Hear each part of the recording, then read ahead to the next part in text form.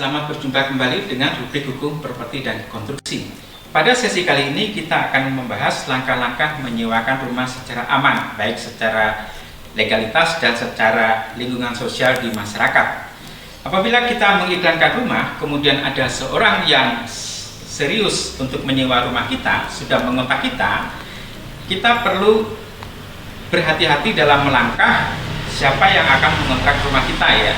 Walaupun kita tidak perlu terlalu kepo mencari identitas betul siapa dia, tapi paling tidak penyewa itu bisa diterima di masyarakat sekitar, apakah keluarga atau mahasiswa secara bersama-sama, pelajar bersama-sama, atau orang bekerja gitu ya, agar tidak menimbulkan masalah di lingkungan sekitar. Nah, kita juga baru terikat dengan penyewa apabila yang bersangkutan sudah membayar tanda jadi atau langsung membayar uang sewa, otomatis kita sudah terikat. Tapi kita tidak perlu terkekang atau merasa terikat. Ada pihak yang menyatakan saya akan sewa 1 bulan kemudian atau 2 bulan kemudian tanpa memberikan tanda jadi. Ya kalau seperti itu kita sampaikan saja ya, nanti dilihat 1 bulan kemudian atau 2 bulan kemudian. Kalau belum ada penyewa ya ibu atau bapak bisa datang untuk menyewa. Nah, apabila sudah ada yang akan menyewa, memang kita perlu menjelaskan hak dan kewajiban di antara kita selaku pemilik rumah dengan pihak penyewa. Perjanjiannya mengatur hak dan kewajiban itu. Perjanjian bisa lisan, bisa tertulis. Apabila lisan, paling tidak kita menyerahkan bukti pembayaran secara tertulis ya. Di dalam bukti pembayaran itu tertulis siapa yang menyewa, nyewa rumah alamat di mana, seharga berapa, periode waktunya, kapan dimulai dan kapan diakhiri ya. Jadi kalau lisan paling tidak kapan dimulai, kapan diakhiri itu jelas di dalam kwitansi tersebut.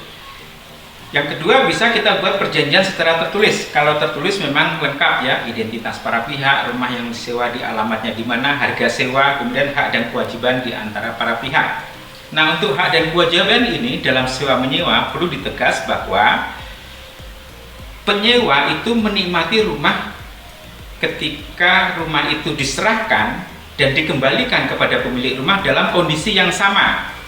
Jadi bisa dibuat inventaris apa yang ada pada rumah tersebut ya, misalnya berapa keran berfungsi semuanya, kunci rumah berfungsi semuanya, listrik ada berapa titik lampu bolamnya berfungsi semuanya, pompa air dalam keadaan baik dan lain sebagainya. Nanti apabila sudah digunakan oleh penyewa, habisnya waktu setahun misalnya, dikembalikan dalam kondisi yang sama ya, dalam kondisi yang sama. Jadi maintenance terhadap penggunaan ya, kerusakan karena penggunaan itu merupakan tanggung jawab penyewa. Jadi apakah pemilik rumah tidak bertanggung jawab? Tentu saja pemilik rumah juga ada bertanggung jawab ya, sehubungan dengan berdirinya rumah, maintenance rumah secara keseluruhan dalam arti bangunan fisiknya, misalnya ada garasinya yang rusak, papannya lampu kena rayap, garasinya akan roboh, itu tanggung jawab pemilik rumah. Pihak penyewa bisa mengontrak pemilik rumah untuk memperbaiki. Tapi sehubungan dengan penggunaan atau kerusakan-kerusakan kecil, pompanya ngadat, yaitu merupakan tanggung jawab penyewa. Kecuali dalam perjanjian ditegaskan bahwa penyewa menggunakan secara all-in termasuk semua perawatan merupakan tanggung jawab pemilik rumah. Ya kalau memang diperjanjikan seperti itu, ya sudah berarti tanggung jawab pemilik rumah. Jadi tidak bisa penyewa itu seenaknya meninggalkan rumah dalam kondisi rusak, rumah dirubah bentuk dengan mengurangi makna rumah itu untuk digunakan sebagai tempat tinggal, itu tentu akan merugikan pemilik rumah. Maka itu harus dipertegas. Jadi kalau penyewa mau merubah rumah, entah rubah cat atau apa ya, diperjanjikan itu harus konfirmasi dulu kepada pemilik rumah. Kita bisa bayangkan repotnya pemilik rumah ketika rumah dikembalikan, rumahnya warna-warni. Dengan kondisi seperti itu disewakan lagi tidak mudah, lalu ada kos yang besar untuk menutup warna cat itu ya. Jadi harus kembali seperti semula. Nah, yang perlu ditegaskan juga kepada penyewa adalah dia harus segera laporan kepada RT setempat dengan menyerahkan identitas ya, nanti ada kewajiban-kewajiban yang harus dipenuhi di RT setempat.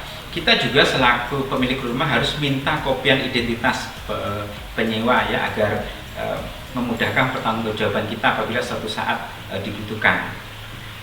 Kemudian menjelang berakhirnya sewa ya dikonfirmasikan apakah pemilik penyewa akan menyewa lagi atau tidak. Ya itu kita konfirmasikan lebih baik karena lebih mudah bagi semuanya apabila masih digunakan oleh penyewa yang sama tahun berikutnya apabila tidak ada masalah.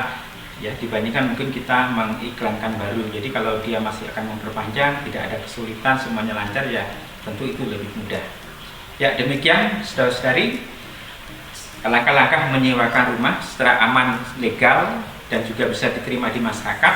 Semoga ini bermanfaat. Apabila ada yang ditanyakan, silakan melihat atau membuka website kami, rubrik hukum, properti, dan konstruksi. Di sana juga ada nomor kontak yang bisa dihubungi.